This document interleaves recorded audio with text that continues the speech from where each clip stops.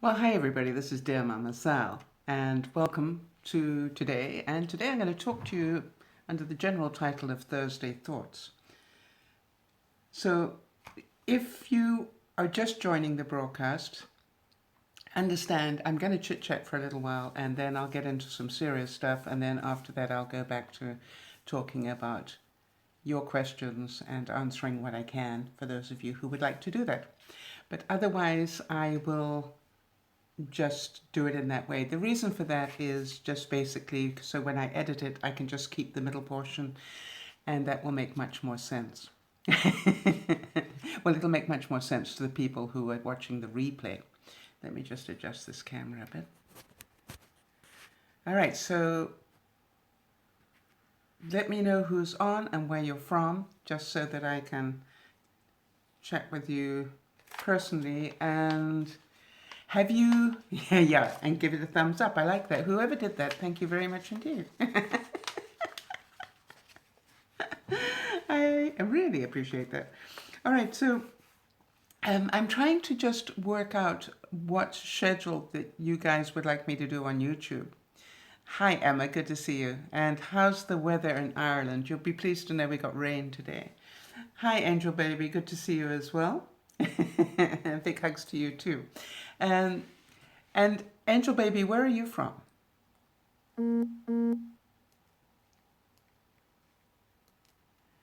Ah, well, we got Irish rain here. It started about half an hour ago. Hi, Yabi. Good to see you. Thank you for being here. It always interests me when I don't do any advertising that I'm going to go live, how many people manage to find us. You're currently in Singapore. That's one of those places that I've never been to, but would have it on my sort of, I wouldn't mind going there. Although I might cause trouble. I'm very scared if I went to Singapore, I would end up in jail or something. I don't know why. You're Australian. Well, we'll forgive you for that. One of our most loved viewers of all time on Dear Mama Sal is Australian, and we forgive him a lot. Yes, that's right. When you follow the YouTube, you get warning that I'm going to be here or that I am here.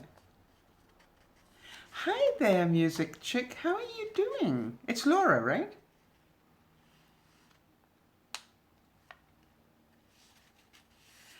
Wow, that's quite a mix. So you've got Indian and Australian. Yeah, Laura, I've still got a few brain cells left, not many, and they're probably getting less every day. But I can see. How's the dancing going, Laura? Whenever I think of you in a tutu. Oh, so you've gone to visit them, Angel. That's wonderful. Well, thank you for saying that. I appreciate that. There's actually a specific reason why I wanted to come on today, and I've got sort of two things that I really want to talk about. Well, actually, quite a few things that I really want to talk about, but the first one that I want to talk about is fairly serious, and I'm probably going to do a couple of videos on it because it really does affect quite a few things. The reason that I started to think about it was, and Emma, if you can, perhaps you can just do your function now, just so that people know. What I'm going to do is I'm going to start talking on the serious side now. And yeah, exactly. That's exactly what I'm going to do. Great stuff. Thank you very much, Emma. All right. During the broadcasts last weekend, for those of you who are broadcast viewers, you probably were there, but in case you weren't, our friend Andy told us some incredibly good news. And the good news was the fact that he had got a job. Now, the reason I want to talk about Andy was because I talked to Andy some months ago. And he's a young man in his early 20s, and he was telling me that his mum totally supported the fact he was a gamer. And in fact was prepared to pay the bills and do all sorts of things, while he gamed. She didn't see it as he was wasting time. She saw it as a talent. Now, there are not many people in today's society that do that. But here's the interesting thing. What Andy was telling me when I first talked to him about this was that society was telling him to stop being a loser and get a job. As I'm certain many of you will go, yeah, right. Don't sit around looking at a computer screen, go get a job. But Mum didn't. And when he spoke to me, he said, what do you think I should do? Because everybody's saying I need to go and get a job. And I said to him, Andy, if you're that good, and that's only how good you are. But if you are that good, I would totally encourage you not to go and get a job and pursue the gaming. And he actually, and I said, if your mum is happy, with you doing that, then I would give it all that I had, but I'd treat it as a job. I'd really get up in the morning and I'd work this thing to pieces. So from that perspective, I realized that society is changing. So here was the interesting thing. He got back to us this weekend and said he had just, a couple of months later, landed a job, remembering that he's in his early 20s. He had landed a job in LA with a title and good money, apparently, and they're paying for his meals. And I explained the reason they're doing that is because they don't want you to go home. They want you to stay there. So now, the interesting part about this is I believe that he actually is part of a whole new generation of people and jobs that we just are not used to yet. And that's the problem with society. We're not used to what it is that young people are going to be doing. Let me try and explain this in a way that makes sense to you. And I want to talk to any of you who've got children or grandchildren, because you need to wake up and understand what's going on. Okay, so here is the thing. Let's take Uber. It's the largest taxi company in the world. And guess what? It doesn't own a taxi.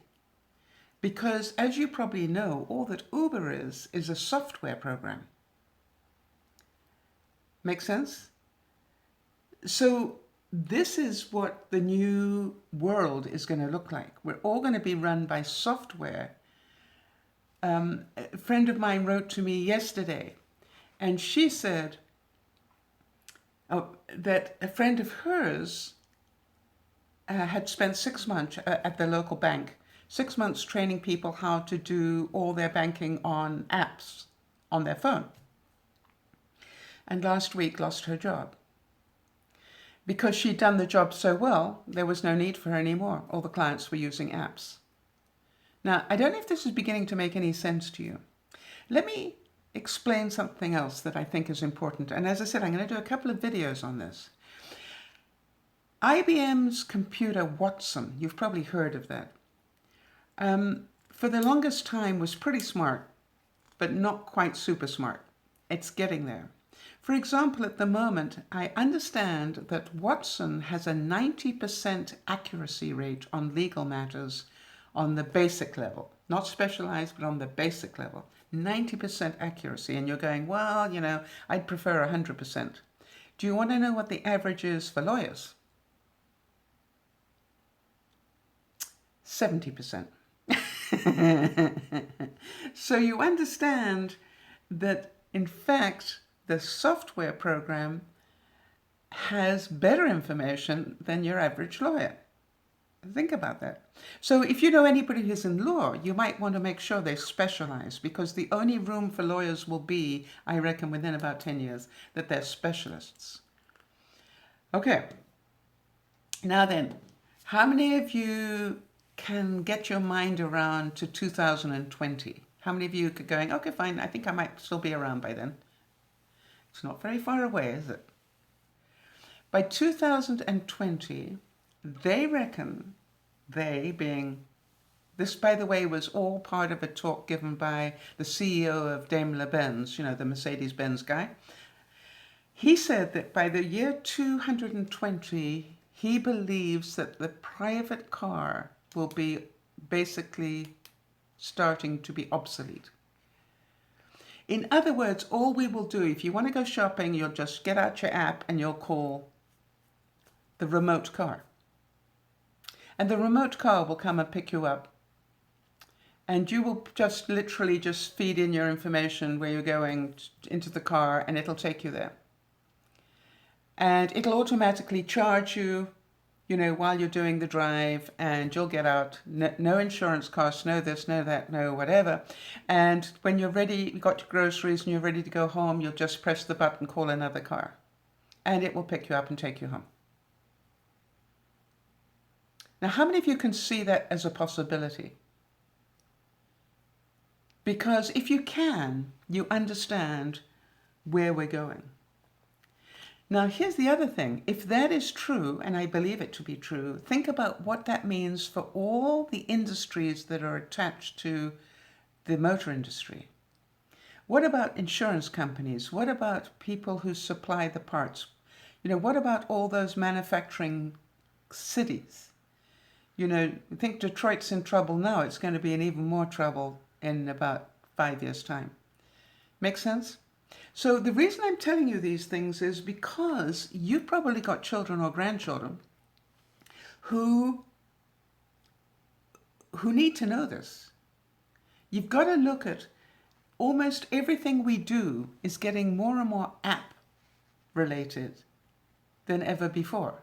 I can get online and order my groceries and a car will bring it to me. It cost me $5, which is quite honestly, I think, cheaper than it would cost me to go there. By the way, when I do that, I spend less money. You know what I mean? So we are going to be doing more and more of that sort of thing. So the reason I want to tell Andy's story is because I believe Andy is really the role model that we need to have a look at. Yes, Laura, I am still in Canada.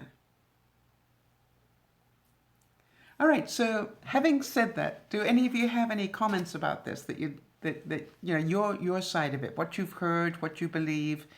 Let's see if we can get some conversation going around this, because it's pretty scary.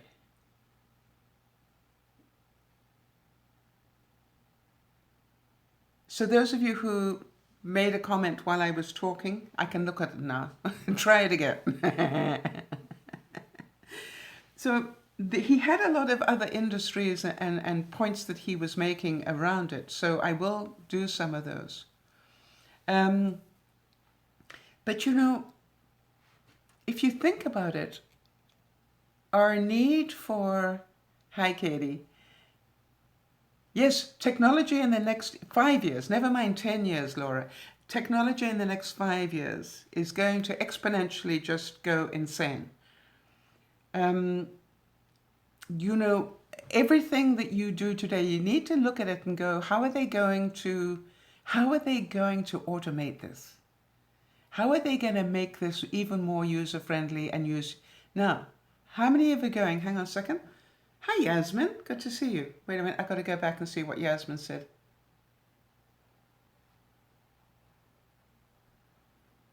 Yeah. So, oh, that's a good question. Yes, what will happen to people who need wheelchairs? Well, I think, Jody, and by the way, big hug, Jody. I think with people, you will just have your own app and it'll go need car with wheelchair support. And they'll send a human. I mean, you're going to be able to mix and match. I mean, most of us are going to have driverless cars.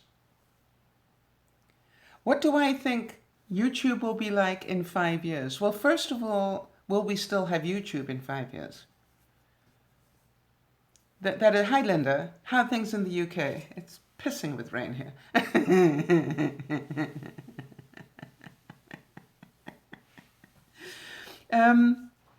Now, one of the other things that I saw about this, by the way, is this of interest to you guys? I mean, scary, I know, but is it interesting? We, And don't worry, I'd find a way to be around. For example, you know what they're doing with education in third world countries now? You see, what they're really striving for, what the likes of people like Zuckerberg and Bill Gates and everybody like that, what they're all striving for is to get, I was going to pick up my cell phone, but I'm looking at it, is to get, cell phones in the hands of everybody. I think some of you know one of my sons, Dougie. He comes from Kenya. And his family, when he goes to visit them, the extended family that still live in the bush, he goes to visit them. They have no flooring. They're still living in mud huts. They still walk to get water. But here is the thing. They've all got cell phones.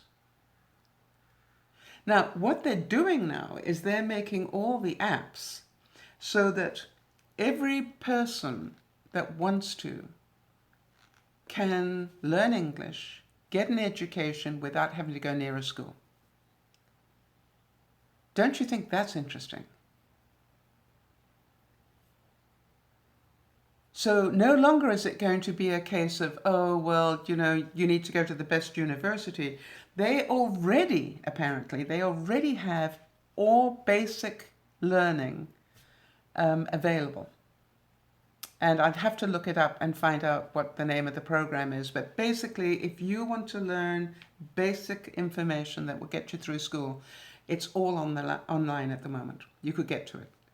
So anybody who didn't, do well at school or whatever and wants to improve themselves, you could go and do it, probably for free, quite honestly.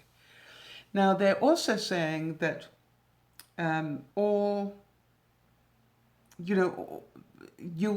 most of the civilizations or the societies will end up probably speaking, a lot of them will still speak English. Mm-hmm. And the reason for that is most of the technology comes out in English. You know what I'm saying? It's like most of the games, most of the apps, and everything else are around English. Now, some of you probably have an issue about your children playing the war games or those sort of things. And I was listening just recently to Sanjay Gupta. And Sanjay Gupta was saying that they are encouraging people of my age to go and start gaming. Now, that's quite a joke because you can imagine I do it already. But the thing that they're saying is that for those of us who are older, the longer I think he's amazing, Emma, I must admit. The longer that we keep our brains active, yes, it stimulates the brain, Yasmin, exactly. And that's why he said they are now designing specific games for people to, minimize and backtrack dementia and Alzheimer's and stuff like that. Now, one of the things that Benji always said to me, for those of you who are Benji followers, Benji always said to me, one of the best reasons to be doing YouTube, Sal, for me, is because it'll keep your mind going. Now, I don't know where he thought my mind was going. Did he watch it going out the door? I don't know. But he said, it's really important because there's so much mind power required to do YouTube. Creativity, it requires patience, it requires, every day you got to do something, you know what I mean? It has a lot of elements to it, including frustration.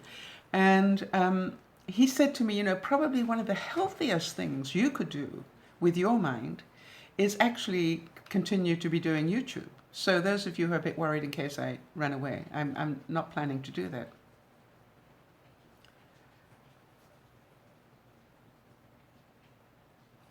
Yes, now that's interesting, Linda, because my mother did exactly the same thing. You see, and my mother also did crosswords all her life, and that's why.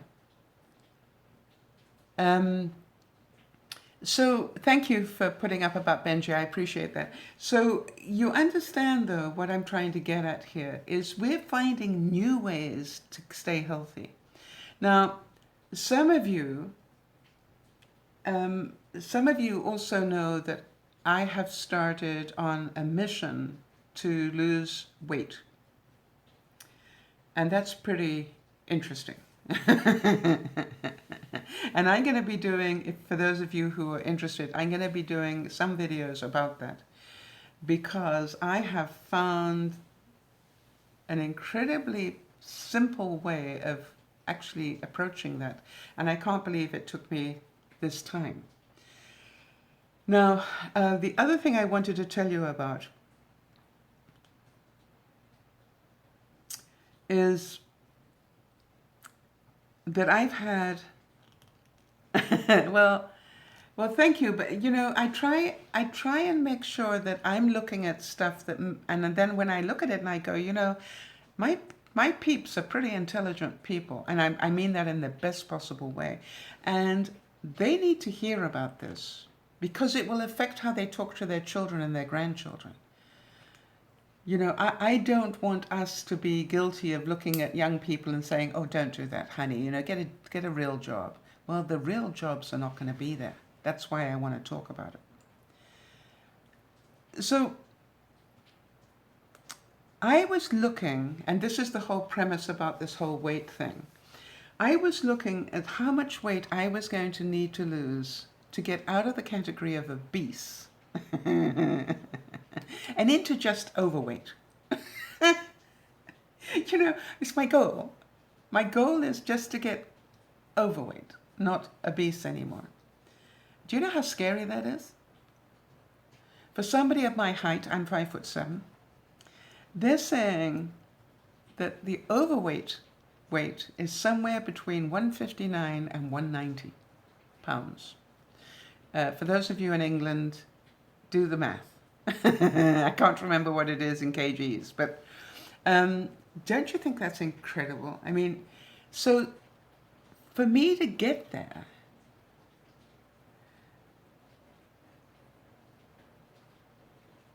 I got to lose an awful lot of weight.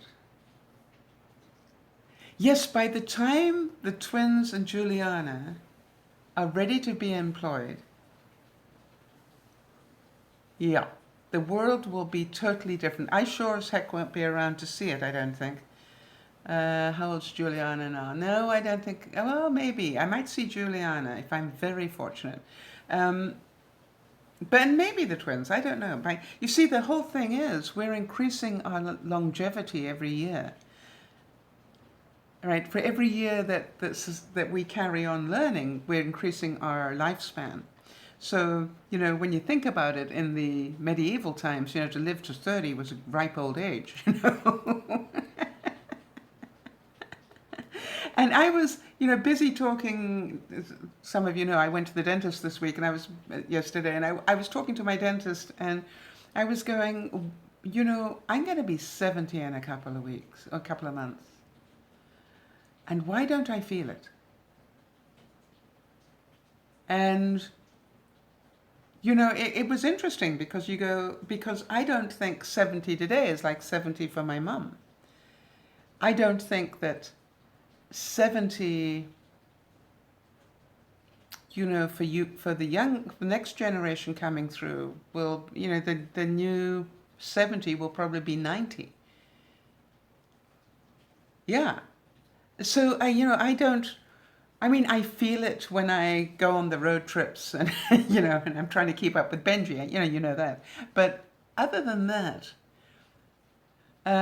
thanks, sweetie. But other than that, I really don't feel that. You know, I feel much younger than that. So I'm sort of hoping that I will in some ways continue to keep my brain active and going. So that also is very true for those people who might, for some reason, you know, need a wheelchair or do whatever. The most important thing you can do for your mind and your health is to keep the mind going. Because with an active mind, I believe, come things like your, you know, your endorphins, your serotonin and stuff like that. The more you give your mind things to be excited about, things to be achievements, you know, stuff like that, the healthier we are. I was talking to Charlotte. You know, Charlotte's our one viewer that I know of that actually, you know, capable of doing a half marathon. You know, and it's so cute because she said to me, you know, I took a picture that last week of a hill that I want to try and make. I want to try and get up there by the end of the year, by the end of the summer. And it's at least 4 blocks long. And I said it's my goal to try and get 4 blocks uphill this summer. And it was funny because Charlotte wrote to me and she said, well, you're 25% of the way there already. And I was about to argue with that and I went, yeah, I did a whole block uphill.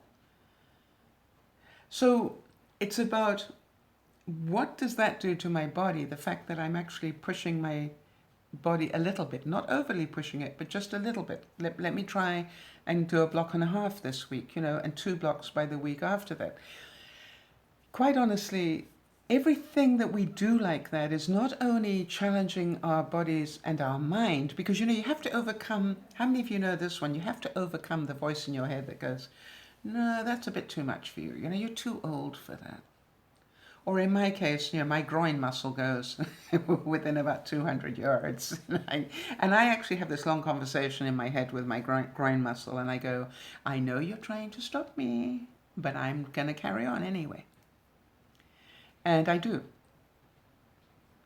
So I think the more we understand about what's coming at us, the less surprised we will be, and also the more we will enjoy the changes, because the changes are coming big time. How many of you know they are now sending drones as first responders in some cases? You know, when you are when you are in need, you know, for example, you're out on the road somewhere and you come across an accident, you know, literally that you can get hold in some places, you can get hold of a drone that will send you the equipment you need to help save somebody's life. Not only that, when it arrives, there's a camera on it and there's a doctor on the other side telling you what to do. How many of you going, that's amazing? You know, I'm a slob watch. Some people call it a fitness watch, but those of you who know me well know that I call it I'm a slob watch. You know, this has got more technology in it than the first computer. Well, no, never mind the first one.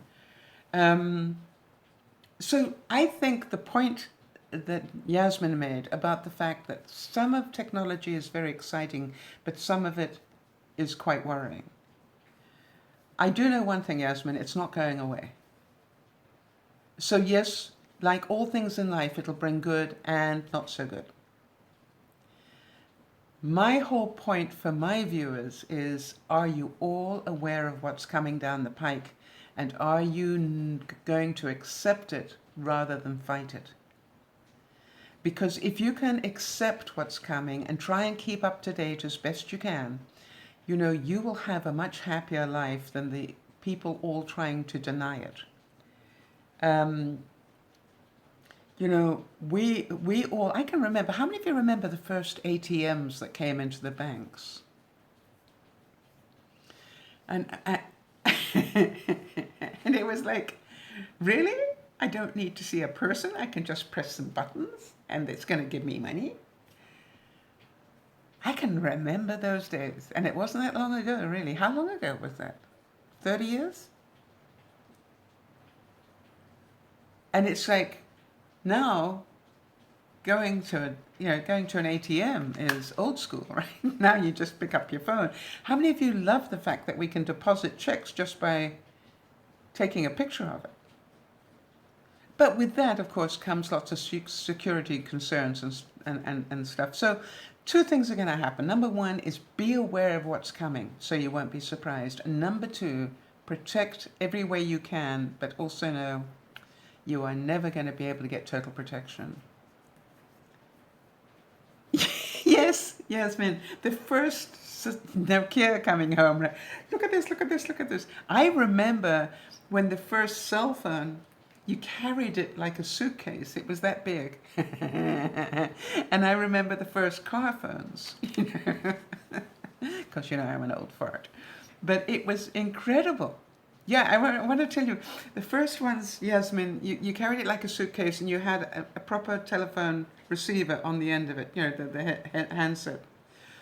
How many of you can remember, probably not very many of you, but when you had a telephone that was attached to the base, you know, you couldn't walk around and multitask while you were on the phone. Oh yeah, you got to have a look at it, Yasmin. It's incredible. Look at the first cell phones and the first car cell phones. Sorry, let me just get that back. In 1969, yeah. The reason I say that is because I came to Canada in 1968. Oh no, 86. Wow, really? It's that long, 69. Oh, you still have one of those, you know, phones with a lead on it? Yasmin, that is amazing. You know, whatever you do, don't throw that away. That is now an antique.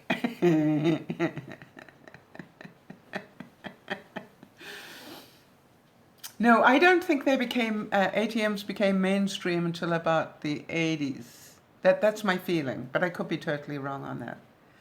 All right, guys, so hopefully that gave you a little bit to think about today. And if you like these sort of discussions and things like Thursday Thoughts, please make sure you leave comments. And people who are watching this on the rebroadcast, let me know if you like it when I update on things like this. You know, maybe a little bit of world news or a little bit of what I see going on that I think might be of value to you. It's always interesting to me what you find valuable. It's lovely to see you too, Jody, as usual. And for those of you who helped me do this broadcast, thank you so much. Emma, I know you're away on the telephone, but you probably will watch part of this to see what you missed. And so thank you so much for being there to assist me. All right, everybody, have a super day. I am, well, thank you, Yanni. I appreciate that. I'd like to think that I will keep it. I hope so. All right, everybody. Have a super time. Big hugs to you all. And we'll catch up with you soon. This is DearMamaSal saying bye-bye for now.